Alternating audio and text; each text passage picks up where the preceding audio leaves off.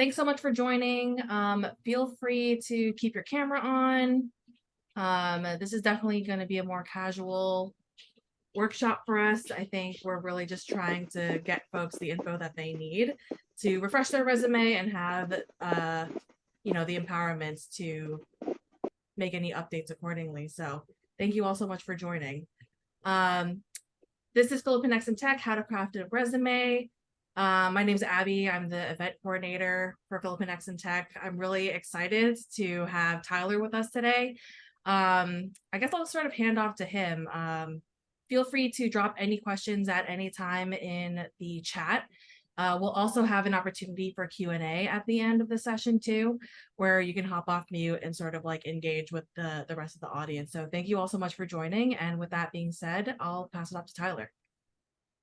Hi, everyone. Nice to meet you. First of all, thanks for taking the time to come out here and kind of, help me or let me help you in terms of resumes. One thing I do want to say is, and I think Abby did a great job of saying, is I just want to make sure that everyone here feels super comfortable. Hopefully you get something at the end of the day. I think one thing, if anyone wants to partake in this, if you want to say your goals for what this workshop are, as I go through advice, hopefully I'll be able to address a lot of those topics. And then if you want to ask them during the Q&A as well, I will answer them as well. But yeah, this is basically how to craft a resume. I'll introduce myself in a little bit, but I also do know there are some people that are, coming through a little bit late. So yeah, for now, I'll kind of give it like 1 or 2 minutes, and then we can jump into the presentation. If you have questions that feel immediate, feel free to go unmute and let me know. But other than that, hopefully you have fun, you feel comfortable, and most importantly, hopefully you learn something you can take away that will help you with your career. So yeah. I'll give it that 1 or 2 minutes in this like awkward silence that we'll have, and then we'll jump right into it.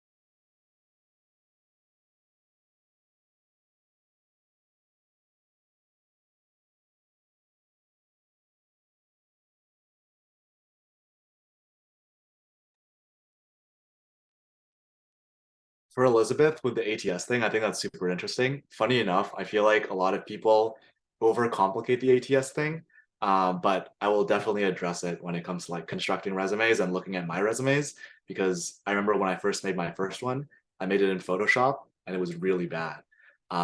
So I mean, ATS is definitely something that is scary, but once you kind of find out how to go about it, it's not too scary after that. Okay, cool. I think it's about 3:04, so I gave it that 1 or 2 minutes. I'll get into the presentation and then we can go from there. For those that don't know me, my name is Tyler and I'm currently a recent grad.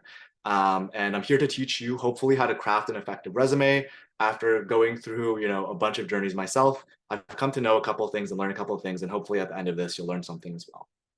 So in terms of what the next hour will look like, these are some things that I think are really important to hopefully, allow ourselves to get the most value from this. One is the introduction.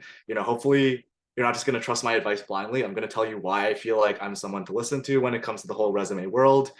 Second, going into like changing the perspective on resumes. I think a lot of people stress out about them. What are some things that we can look at that maybe change our perspective on them? We'll then break down a resume.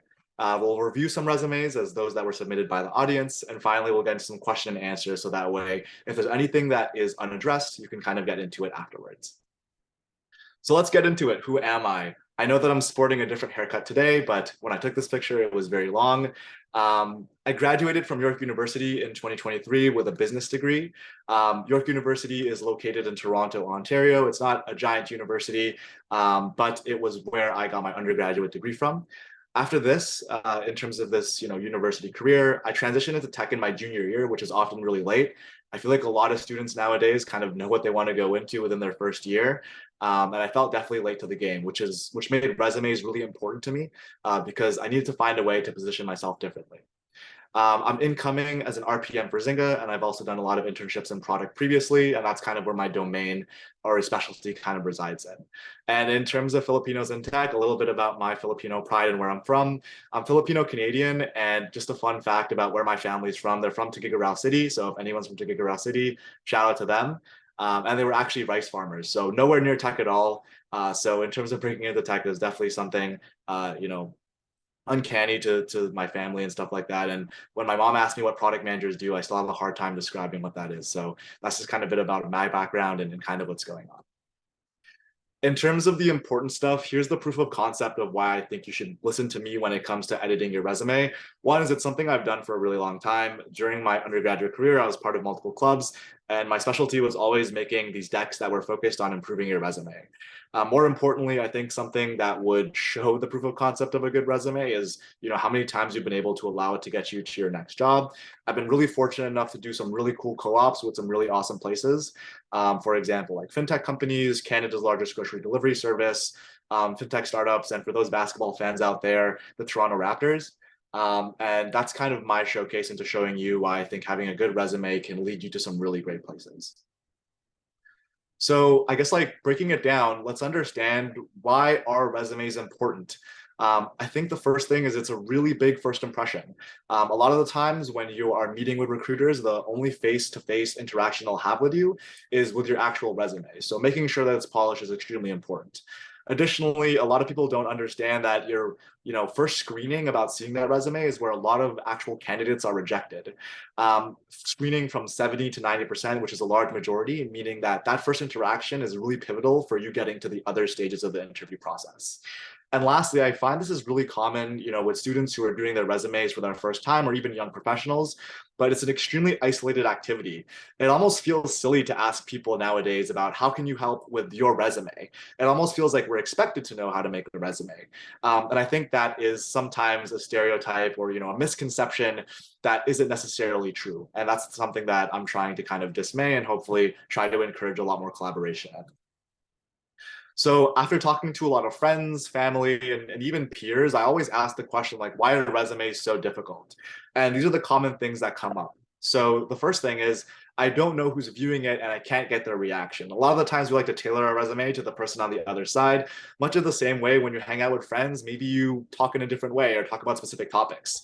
You don't necessarily know who's going to be there. And a lot of the times that brings on a lot of anxiety if you don't know that. And I've definitely been there as well.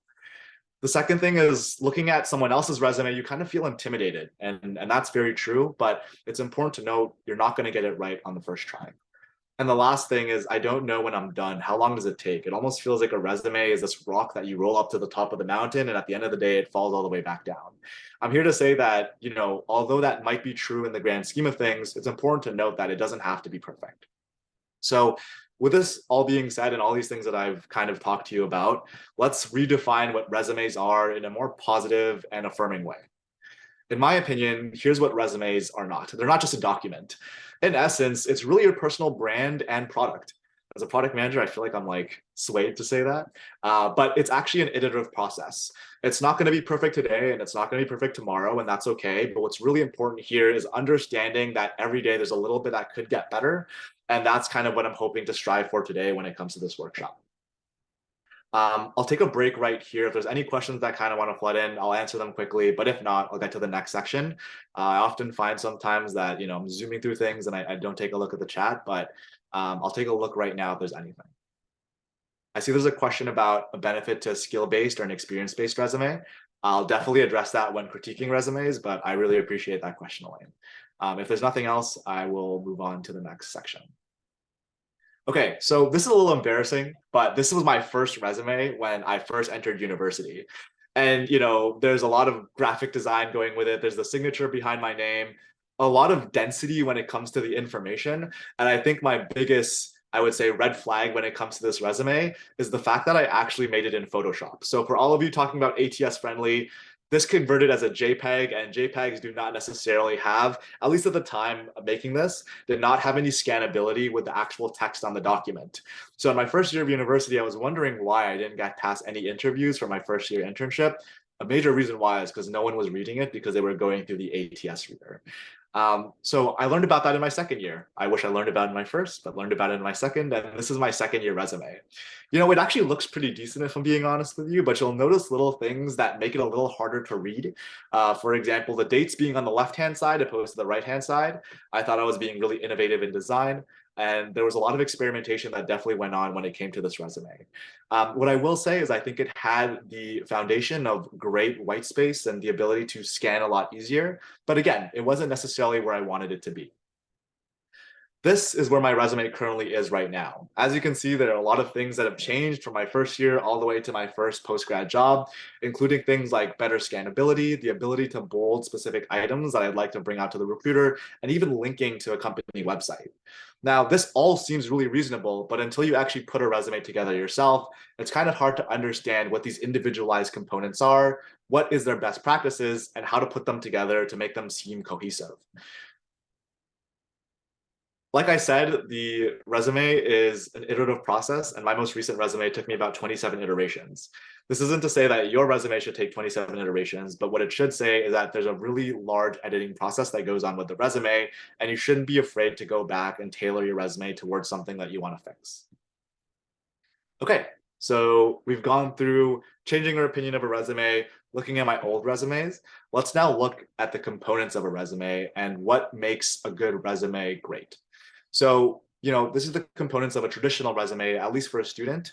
I will add the caveat, there are different ways to go about a resume, depending on what stage of you are in your career. Typically, there's a header, an education section, work and professional experiences, volunteer experiences, and skills, tools, and miscellaneouses. But I will acknowledge that there are other ways to go about this that are just as valid and correct. So for example, if maybe you've been out of school for a little bit longer, you can focus on work and professional experiences, followed by volunteer experiences, with schools and education being linked to the bottom.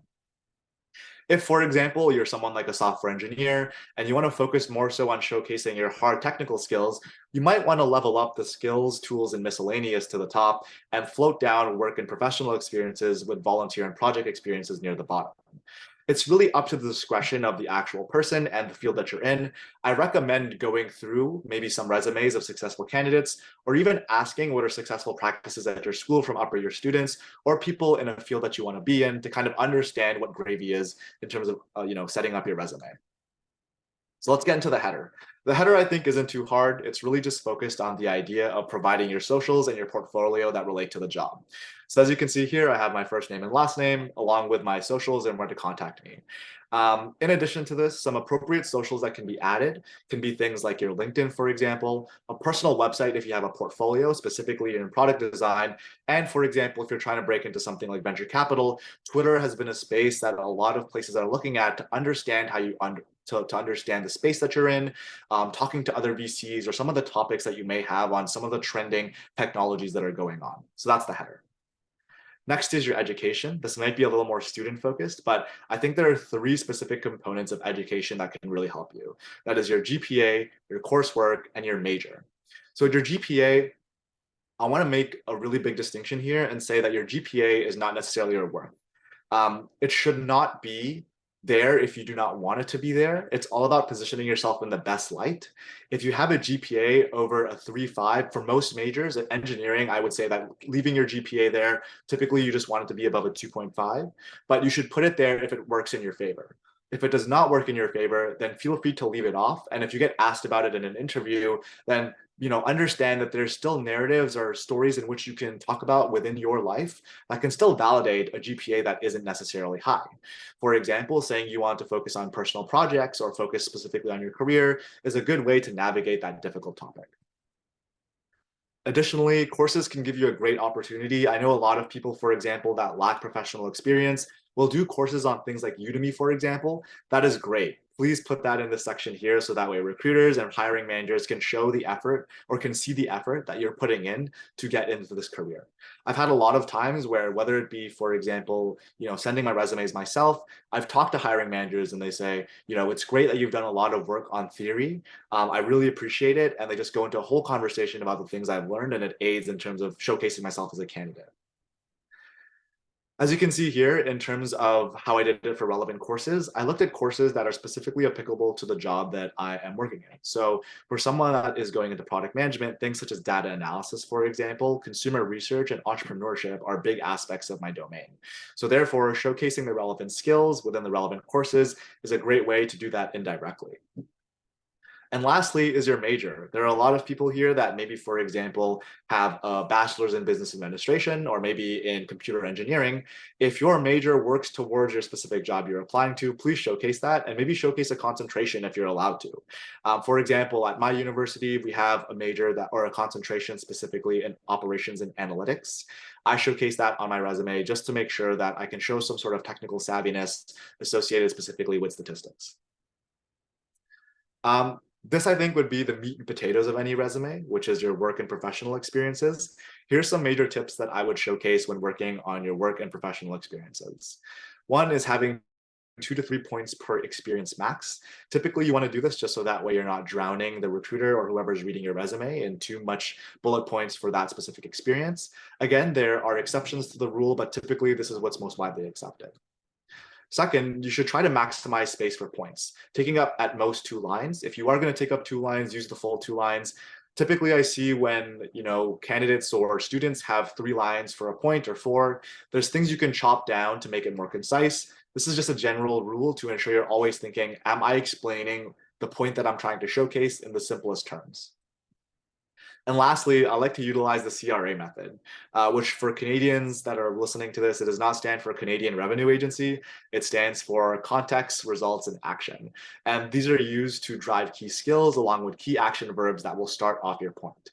So this is all really great in theory, but I'd love to show you an example that will allow us to understand how to implement this within your resumes. So let's say hypothetically that this is a bullet point that we have. Partnered with product leaders to develop unprecedented tool for the NBA. Achieve 60% player adoption and improve player comprehension by 40% by conducting user research, QAing builds, and prioritizing backlog for the roadmap. Now, on an actual resume, this takes up exactly 2 lines, and I want to showcase how the CRA method works specifically in this bullet point. So here's our context, result, and action. These are all color-coded. As you can see, I'm a big visual learner, so feel free to just follow along with the colors. Here's the context. The context is that I partnered with product leaders to develop an unprecedented training tool for the NBA. As a recruiter, you're reading that and you're saying, okay, cool, this person can work with product leaders. They can, work at something at scale because they're working with the NBA. And there's the context to impress them. In terms of the action, I conducted user research, I QA'd builds, and I prioritized the backlog for roadmap. These all scream product manager key skills. And lastly, here's the result. We achieved a 60% player adoption for the players that were specifically on the Toronto Raptors, which I was working with. And we improved player comprehension by 40%, which is really impressive considering that players are always trying to get an edge when it comes to memorization, looking at plays, and understanding how they can get better at the game. Here are some things that I think are really important here. Am I giving this right skills for the job? As I talked about previously, I think every recruiter is going to look at a point and kind of talk about that or kind of analyze that. Partnering with product leaders is a big thing. The NBA is just showing scalability, and user research, queuing builds, and prioritizing backlog for the roadmap all showcase product manager skills. I see Robert has a question here. Hoping to condense my resume from 3 to 1 pages. Cool. Robert, I will definitely get to that question when we get to the Q&A. And I see Elizabeth asked as well. We'll definitely get to that as well. In terms of volunteer experience, I think it's also great because club experience showcases leadership characteristics and an ability to work on a team, and also can supplement professional experience early on, especially if in your first year, second year, maybe even new grad, getting into club experiences like Filipinos in technology could be a great way to supplement that experience. So volunteer, make an impact, and it'll showcase on your resume regardless of where you decide to go. Lastly, I think this is some secret sauce that I feel like a lot of people don't address, especially in tech resumes, is personal projects. I think the best projects are not ones you can find on YouTube that are cookie cutter, but more so a mixture of personal interest and novelty. It's also a great way to build your personal brand if you're on LinkedIn, for example. In here, I worked on Spotify bands, which was my attempt at understanding socialization and gamification for Spotify and seeing how they could address that. I ended up putting that on my LinkedIn and got a bunch of messages from product managers from Spotify, just talking about it overall and getting some mentors as a result of it. I'm not saying that every project has to be transactional, but what I am saying is it can open up a lot of doors that weren't previously there if you hadn't taken that chance. Additionally, here's one that I did for Nike. In my second year of university, I made this deck and sent it to about 500 emails at Nike. I don't know if I should be saying how I found the emails, but I found them. I got about 50 people that responded back to me, which is a horrible response rate. But from that, I met one of my best mentors and one of my good friends in the product world. And now he helps me and guides me through a lot of difficult topics that I go through in the product management sphere, all because I decided to make this deck. And lastly, I have a blog that I go to. This is a little bit of a plug for myself, but if you like product management, I have a blog called Tyler Taaca Product, and we have about 1,100 subscribers there, which I think is pretty cool. So yeah, after that, we get into skills, tools, and miscellaneouses. Depending on the field that you're in, product skills, for example, can include your Agile or Scrum or your project management frameworks, design thinking, OKRs, and PRDs. And tools can include the things that you've used on the job. One thing I want to say is interests are extremely, extremely powerful. I've been at interviews where I've had 5 minutes to talk with the hiring manager and they see that I like Lego. Ironically, a lot of adults now like Lego, which I don't know if I feel special for liking it anymore. But what I will say, it's a great conversation starter and something to connect with someone. I've also had talks about historical figures and autobiographies, and even talked about things as random as bonfires. So you never know where your interests will take you. I recommend putting them on there because it really humanizes your resume and allows you to connect with, your hiring manager in some capacity other than the professional field. Okay, so we've gone through the meat and potatoes. Here's my secret sauce, things that I've learned that, aren't necessarily common that I think can really help people. On the left and right are two versions of my resume that I wrote within a year. As you can see, design and white space are pivotal to being able to deliver your message more effectively. On the left, the density and the readability is lacking in a lot of capacity. And in my opinion, the one on the right showcases a lot more impact with taking up less space. So let's see the reasons why. First, the font you can use can influence the readability. I don't know if any of you know this font specifically, but as an Apple fanboy, this is actually the font that Apple uses on their devices. My thought process was this: if people are reading on their iPhones all the time, then reading my resume becomes extremely easy because there's no adjustment at all. This is something that I thought was really pivotal in terms of making this resume a lot easier to read. And a lot of people ask me what font I use specifically for this reason, because it's immediately recognizable and makes the reader feel comfortable the minute they open this document. Additionally, white space and formatting can be vital to skimming easily. In terms of where you should format and how you should format, I recommend going against things like Google Docs, for example, and going for more design-friendly web or Word document applications, for example, like Microsoft Word and Apple Pages. They're a lot more forgiving when it comes to alignment and margins and being able to, sync things up in terms of, your information. So I definitely recommend those as programs to write your resumes on. And lastly, bolding can draw attention to things that you want to see specifically. In addition to color, as you can see, product manager is something that stands out immediately because I use that really electric blue. And in addition to that, anything that's bolded are key skills or really, I would say impressive metrics that have helped me showcase my impact at the different organizations that I've been at. So these are some design tips that I would recommend when it comes to looking at a resume. Additionally, I think something that a lot of people say is that a recruiter will spend no more than 10 seconds when viewing a candidate's resume. So I asked myself, how could I cheat that and buy some more time for myself? The way that I'm able to do this, or the way I've done it in the past, is by linking each of the companies that I've worked at, and in addition, linking my actual product cases or showcasing a portfolio that will interest the recruiter. I do this by obviously just hyperlinking it. But for someone, for example, who hasn't worked at large companies that are universally known, such as maybe Barwell or Loblaw Digital, being able to hover on it, click on it, and understand the company just gives better context opposed to the person having to go open their tab, go type in the actual company, maybe they misspell it, and at that point, they've already forgotten about why they want to look at that company specifically. And the last thing that I want to say is that I've talked about defined narrative throughout this presentation. But when you look at this resume, here are the key skills that automatically grab my eye.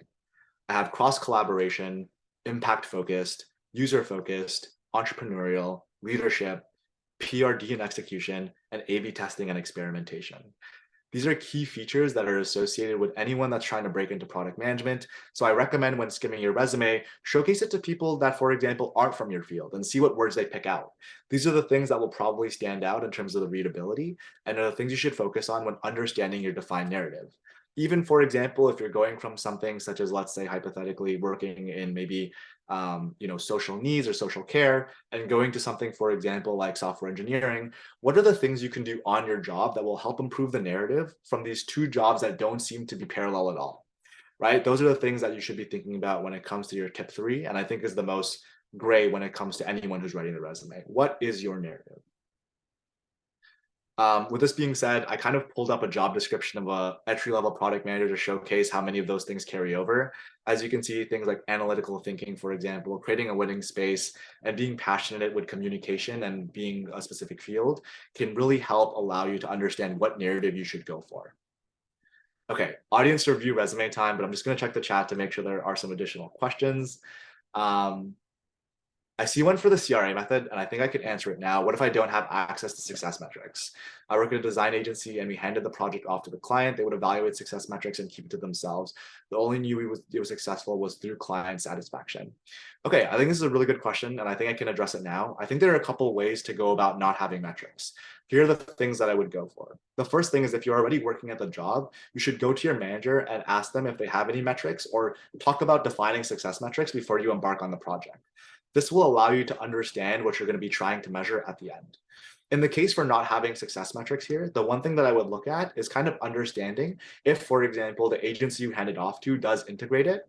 If they do integrate it, then you could talk about the integration rate, for example. That's a metric that relies on your actual experience. And if they don't give the metrics there, you can rely on that metric. Additionally, customer satisfaction or client satisfaction is a great metric to kind of determine if someone actually enjoys what they're viewing. So putting those two metrics already provides 2 metrics for your job. I think those would be some great metrics to kick you off. Robin, if you have any additional questions, I'm more than happy to take them up during the Q&A. And also, if you'd like to talk about it offline, I got you for that as well. But yeah, I see there's also a question about resume templates from Canva. I will also address that in the Q&A, but I think that's a really great question. Okay, so we'll go for resume 1. Here's the resume that got submitted to us from the audience. And as you can see, this is honestly a really great resume foundationally. And there are a lot of things that I personally love when it comes to this resume. So let's take a look. The first thing is the spacing is great and is extremely easy to read. I don't have a hard time at all scanning through this resume, and I'm able to see a lot of the experiences, what's going on, and kind of what their experiences entail. The second thing is there's a good amount of bullet points for each section following that 2 to 3 lines. So that's great as well. There's an identifiable narrative going into product design. Everything screams product designer at me, even the tools and the skills, which is really great as well. There's also a really amazing portfolio that was attached to this, but for the secrecy and privacy of this candidate, I'm gonna, obviously block it out here, but I did go onto that design portfolio. It bought some more time when I was viewing it, I'll be completely honest with you. And what was great is the projects were extremely interesting and I really enjoyed them. Okay, so now that we've looked at all the things that I love, here are some things that I think would make this already good resume extremely exceptional and get you that first round. So the one thing is a personal choice, but a 1-column resume may be better, maybe a better option to increase detail.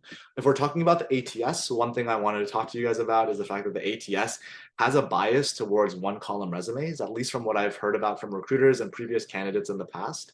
Having a 2-column resume is not bad, but just make sure that it's ATS friendly. And if you want to, bypass that altogether, you can just have a 1-column resume. Additionally, I think your major is great. It screams product design. Human-centered design and engineering is awesome. But what would be really cool is also seeing the inclusion of some coursework to let me know what are some things that you maybe specialize in.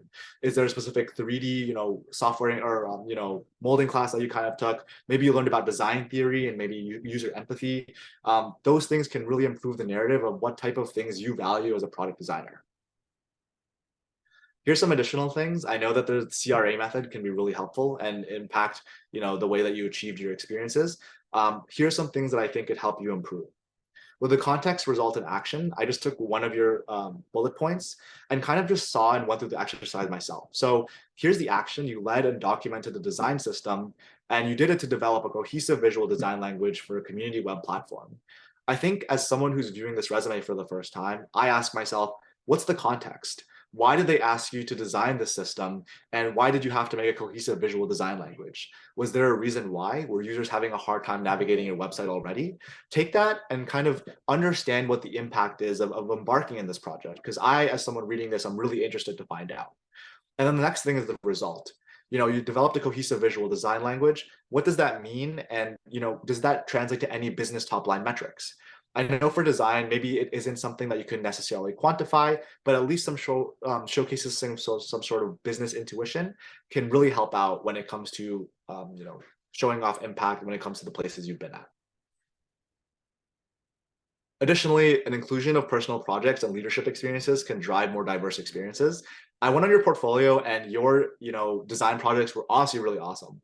I found them to be really cool and really insightful and gave me a deep dive into what you think about when it comes to product design. I would have loved if it was already on here and I could have just clicked on it as a link, making it a lot easier. A lot of the times, personal projects can pique the interest of maybe a recruiter or a hiring manager. So make it as easy as possible for them to find it. And again, leadership experiences, especially now, being that you're freshly graduated, can really help in terms of driving more diverse experiences. Okay, resume two. Resume two, just to give a bit of context, is someone who's more of a seasoned professional when it comes to their role. They're in software engineering specifically, so let's see how we can hopefully take the insights that we learned today and apply them to this specific resume. So beginning with this, let's kind of look at the things that I love when it comes to this resume. One is I love the overall design and spacing. One, I love the purple. I think it's a great color. It's really easy on the eyes, and it's actually a really unique color, to be honest. I find that blue is really an often one that gets really used a lot, and I have that on mine. But nonetheless, I think it's a really cool resume just looking at it at first glance. Second, there's a good amount of bullet points for each section. Third, education section is unique, and it drives a great narrative for software engineering. Looking at graduating magna cum laude is honestly really great. But what I love about this resume is that they have a favorite courses section, because not only does it show me that they didn't just take the courses, they, had a passion for the course and decided to say that this was something that they really enjoyed. And it might seem like a really simple word at first to say favorite courses, but it legitimately drives some sort of passion when I saw that. And it's something I haven't seen in other candidates' resumes, which only adds more brownie points. And lastly, this is an extremely strong foundation for every component. If you're looking at this resume and asking to yourself, is this a great resume to kind of, draw inspiration from? I would definitely say that it is, with the way that it's set up and the way that it approaches each component. Okay, Elaine also had another question about the profile picture. I think this is a really good question. I can answer this one now just because it's a really quick one. Most recruiters and hiring managers do not want you to put a profile picture. And the reason why is because having a profile picture, one, can insinuate bias, which a lot of corporations and companies don't necessarily want to have. And two, at least from what I've heard, it lacks a sense of professionalism when it comes on the resume. So to be on the safe side, depending on what the preferences of the actual company are, I would say putting a picture isn't necessarily the best idea. But I appreciate the question because it's something I had as well when I was first starting to make my resumes. So when it comes to this resume, let's look at how we could possibly improve it. One, I think, like I've already reiterated this already, but a one column resume just reads a lot better when it comes to ATS trackers, at least from what I've seen in my experience. The second thing is improving context and business results would be a way to elevate your experiences. I know as a software engineer, a lot of the time they focus on the technicalities and the tools that they're using, but I see a lot great use of numbers here. For example, like 80 plus utility clients. But is there any way that we can double click into that and see what the actual business value is from these specific points? And here's an example. There's a point here, which is talking about the issues across the ecosystem. I believe this is within the first point or within the first experience. But my question is the issues across the ecosystem, could we dive deeper into what this means? What are the issues across the ecosystem? Is it an ability to showcase more technical matter? Or is it a business line metric, for example, like revenue or cost savings that you could kind of address within this point? What is the business impact associated with issues across the system? And how can you better address that within your resume? I think is a way you could really improve it. I think there's a really great amount of technical matter in here.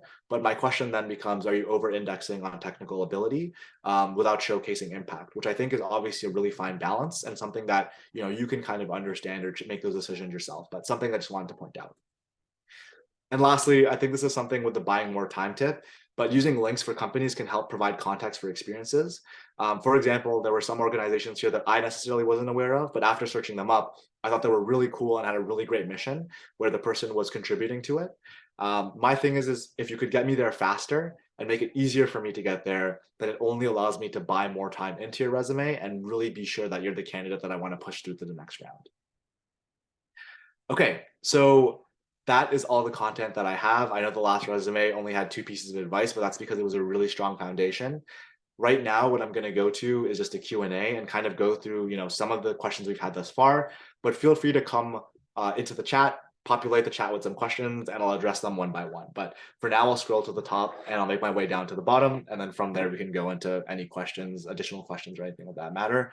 And I'll provide my socials if you'd like to contact me or, ask questions additionally or have me review your resume, which honestly, I'm very happy to do.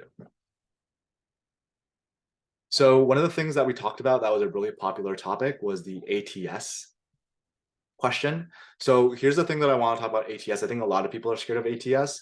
What's important to note about ATS is it's responsible for drawing out key words, which someone will take out and kind of see the applicability it has to the job description.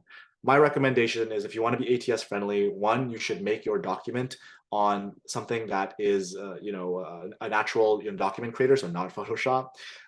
So this would include things like Microsoft Word, Google Docs, and Apple Pages. What I would also recommend is there are a lot of websites out there called ATS-friendly websites where you can implement or upload your document and it'll give you an ATS readability score. From there, I would also just tailor your resume to the actual job description because the ATS will not only scan your resume, but will pick out words that it will look at to kind of showcase to the hiring manager or the recruiter. At the end of the day, what they get is the picture of the resume associated with like what the ATS took out. And these are some things that I would definitely take a look at. Is there a benefit to a skill-based resume or an experience-based resume? So Elaine, I think this is a great question. What I would focus on is the experiences on a resume, and they should showcase the skills that you're working on. So for example, for my previous resumes, as I had said, it was really focused on the idea of what have I done on the job. And during those experiences, I would showcase what I was working on. So whether it be working in Agile, working with experimentation, I don't only list that I know A/B testing, but I showcase where I've used it at.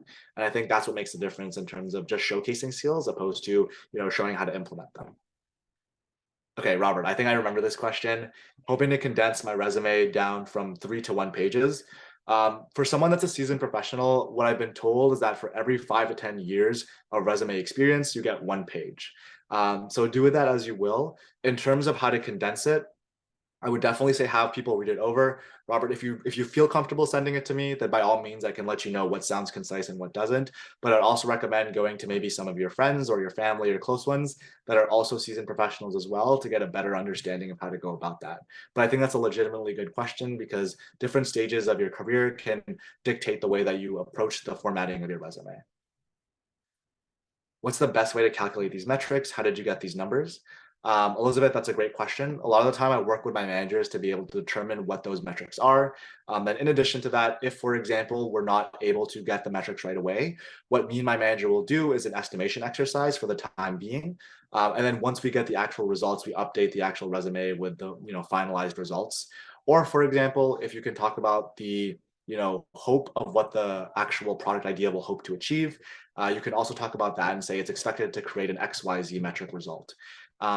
In terms of determining metrics, I think being in the field and understanding what metrics are typically tracked is super important.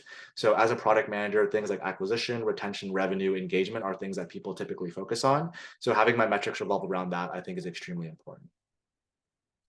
Robin, I think we answered that question already, but again, thank you for sending it. Elaine, how about resume templates from the Canva app? Okay, so I'm 50-50 on this one. I will tell you my opinion, and then I'll tell you the opinion of those that I've had with friends from different fields. I find that a lot of the people that have used Canva resumes have had a bad return rate, even people that have great experiences. And I wonder if this is because the way that it's generated is not ATS friendly. What I will say about the Canva app is I think it's a great way to kind of get inspiration. But typically what you want to go for specifically in tech resumes is readability and just making sure that it looks concise and clean. Canva I've seen has, shown where it's like having pictures or having like graphs or infographics about like the level of the skill. I find these things to be typically unnecessary, and you could just focus on the actual experiences themselves and showcasing, points and experiences. Again, another great question from Elaine about the profile picture. Addressed it, but again, thank you for the question. How do I explain a 6-month resume gap where I was recovering from mental health issues? I mainly spent that time recovering and revamping my portfolio. I only took one UX course in that time to upskill. I think this is a great question. First off, I think it's extremely fine at any point in your career to take the time to recover from mental health issues. I myself have had times where like I just need to take a break and kind of, even stopped applying myself. I think my thing is, I've seen a lot of companies are so forgiving and welcoming about this, but explain it in the resume. If you have to have a part of your career or resume called career break, just explain what, the things that you were kind of exploring and upskilling in, and even showcase maybe your professional projects within your resume. So that way there's still a sense of continuity associated with it. Robin, if you want to work on the design elements of this specifically, I'm happy to jump on a call and kind of walk you through it. But that's the way that I think I would approach it. I think honesty is great. And if a corporation doesn't want to hire you for their lack of empathy towards mental health issues, then I don't think that's a company you want to work at in general. So I really appreciate the honesty and the, honesty and I think like humility in something like asking like this, because I think everyone goes through stuff like this. And I think it's important to be able to have a way to approach it. Robert, I will show my contact info. Let me stop showing this elephant because you're probably getting annoyed by it, but here are my socials if you want to add me. Okay, next question. Should I include irrelevant professional experiences like retail if I only have one professional experience that is relevant in that job? I worked on 4 different projects, so maybe you could split the experience up into multiple experiences. Yes, I think including retail experience is extremely fine. I would say what parts of those retail job, offer skills that are cross-applicable to the job that you're trying to get into. So if you're in product design, for example, maybe you could talk about shelving and how maybe you shelf some products in a specific way, and as a result of that, you were able to sell more products as a result. I think that is extremely fine. Everyone gets their start in some capacity. What I would say, Robin, is an additional thing is if you could include more side projects, that would be really, really great as well. Maybe go to your friends and ask if they want to work on something together. I remember I've done that a bunch of times with my friends, and honestly, you spend just as much time hanging out as you do working. And I think it's a great way to, fill your resume with things that can help you out. Elizabeth, would you recommend adding your resume to your portfolio website as a PDF? I'm wary about scammers out there, but I know I've heard people from designer makes it easier for recruiters or hiring managers to get their resume faster. Okay, I can actually speak about a personal experience that I've had with this. I had my resume on my website for a little bit and I received a mass amount of spam calls. I personally have taken it down for that exact same reason. If you're gonna send your resume out, they should already have it on file. If anything, I don't think it's that much of a trouble to be able to, pull it up and kind of bring it when they're on the job. I would say that if you feel comfortable with it, by all means put it out, or at least block out, personal information. That's my personal, take on it. And I've seen people put it on their resume solely for design. I just recommend negating a lot of things like email and phone number. So that way you don't have your things leak. As I say that with my email and my LinkedIn on the page, but that's okay. What are your thoughts on using ChatGPT to write parts of your resume? I think that ChatGPT is a great tool. What I will say is that I think an analogy that I want to give here is that you shouldn't rely on it to write on the whole thing. And the reason why is that you want to be special and you can only do that if you write it yourself. I know that sounds super cliche and super Disney, but you have to imagine ChatGPT is probably writing millions of points for a lot of people. If you do input your own unique professional experiences, it can be the foundation of a good resume point. But I don't think, at least the way it's trained right now, that it can give you an out of the box resume that would compete with other people that have spent the time to be able to go about it. There are a lot of things that I think ChatGPT can miss. So by all means, use ChatGPT to get the foundation going, but don't let it be the only thing, because it'll definitely, it may give you results that maybe you're not looking for. I have a summary in my resume that I update with keywords within the job post, followed by a skill section with my code stack and tools for full stack engineering. Is that enough? Mariah, great question. I think like when it comes to resumes, the summary part is something that I necessarily stay away from because I haven't been a seasoned professional. And from recruiters that I've talked to in the past, I've seen that, summaries in the resume sometimes is just a little bit too much of a paragraph and there tend to be too much information. What I'm recommend doing with the keywords, sprinkle them within your actual job experiences themselves. So for example, if you've done maybe design and then in the job description, it talks about design within the elements that maybe you used or utilized, you can put those specific words in there. I find that it allows you to save a lot of space, and it gets rid of the summary section, and then you get to actually embed it within the professional experiences. Do recruiters even read cover letters in detail, or is it more like a checkmark item for them? Okay, hot. This is my hot take, but I feel like cover letters do not get read a lot of the time. I've talked to a lot of hiring managers and I've talked to a lot of recruiters. I find that cover letters don't necessarily get read. So if it is an option, then I would not submit one. But if it is a requirement, so for example, there are industries like consulting and investment banking where cover letters are like very required or like utmost non-negotiable, then I would definitely submit one, because at that point what they're asking for in the cover letter is like, why do you want to work at the firm? Who are the people you know at the firm that have exposed you to the thoughts and opinions that you've had? While in tech, I think it's a little more I would say like, less structured in that manner. And as a result of that, I often find they don't read cover letters. And I also know that a lot of candidates just copy and paste cover letter from company to company, which in my opinion wastes both time of the candidate and the actual company itself. So yeah, I think that's my opinion on cover letters and kind of if they're necessary or not. But who knows? I might apply for a job one day where the cover letter may make or break the job that I'm applying for. So yeah, okay, I know we've like gone through all the questions and you guys have been really good about sending them and being rapid fire. I almost feel like I'm on like a Twitch live stream because of how fast you guys have been sending them.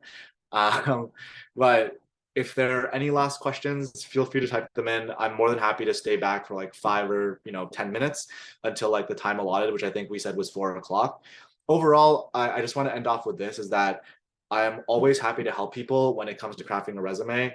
I would say that when I first started, it was extremely hard. And when you don't have someone that knows what they're doing, it can be, a very daunting task. By all means, please reach out if you want to. And with this, I hope you at least had a little bit of fun while looking at my visuals. So yeah, that's everything that I'm sharing today. If you have any more questions, as people leave, you can come on mic and ask them, and we can go from there. But thanks for taking the time to listen to this. And I hope you learned something at the end of the day. Cool. Thanks, everyone. I'll stop sharing. And Mariah, I see you have a question. I'm a software engineering bootcamp grad, so I do not have any experience. I'm feeling my career coach told me to write a summary to fill in that space. Mariah, I think that's a good question. If you are filling up space and like at the utmost that is necessary, honestly, like I genuinely believe that if you don't have the space, then like obviously take things out like summary. But if you need to fill up space, then I think that's fine for the time being. But look for things to fill it up. So for example, if you could volunteer on an open source project, or even just make more projects yourself, that would be a great way to go about it, or even volunteering. So maybe, if you have the opportunity to volunteer or kind of showcase or kind of teach the thing that you've learned, I think that would be really helpful. But overall, I think that's great. I think that's a great way to go about, filling the space. And for you in terms of helping people, is it time consuming for you to give your contact information? Robin, I think that's a very good question. Here's my opinion, okay? Like so why did I do this workshop? I genuinely believe that I like and this is like a bit personal, but I genuinely believe that Filipino people are some of the most hardworking people. And I often find it really hard and sometimes sad that they have trouble breaking into specific fields because of a lack of resources. I genuinely believe that what separates a lot of people from building generational wealth and being able to get a great job is the aspect that they don't have the necessary information or people to talk to. As someone who's recently broke in, there were a lot of people that helped me along the way. I want to pay it forward. And maybe in the future, I won't have the time to do this, but I do have the time to do this now, which is why I'm helping people out. And I'm really hoping in the future that, it inspires at least some of you to do the exact same thing when y'all break in. But yeah, I think, I feel really deeply for this mission and the culture. And that's why I reached out to Abby actually to run this. So I really wanted to help out. So there's nothing, I'm not going to charge you. I literally, there's no Venmo anywhere. Like it's straight up like, if I have the time to help you and you have the time to be helped, then I will help you. So yeah. Thanks. Oh, I'm reading people's things. I'm not saying thanks to you guys. Sorry. Thank you. I really appreciate everyone who said thank you. I really appreciate it. Yeah, so thanks. The info was really helpful. Cool. I think, yeah, if there's any other questions, we can kind of go into them, but I am cool with also ending it here. So Abby, if you want to leave like 5 minutes on the floor, we can also do that. Yeah, that sounds good. Thank you so much, Tyler. I know some people hopped off, but please, please, please connect with Tyler. I think he's got amazing advice and he's just a really cool person to connect with. And also just feel free to connect with other folks who are on the call. I think we're trying to build a community here and support each other. So we want to just like keep that going. So thank you all so much for taking the time out today. We'll hang on and to see if there's any more questions for a few more minutes. You're free to come off cam and off mute. We'll hang on until the top of the hour. Thank you all so much for attending.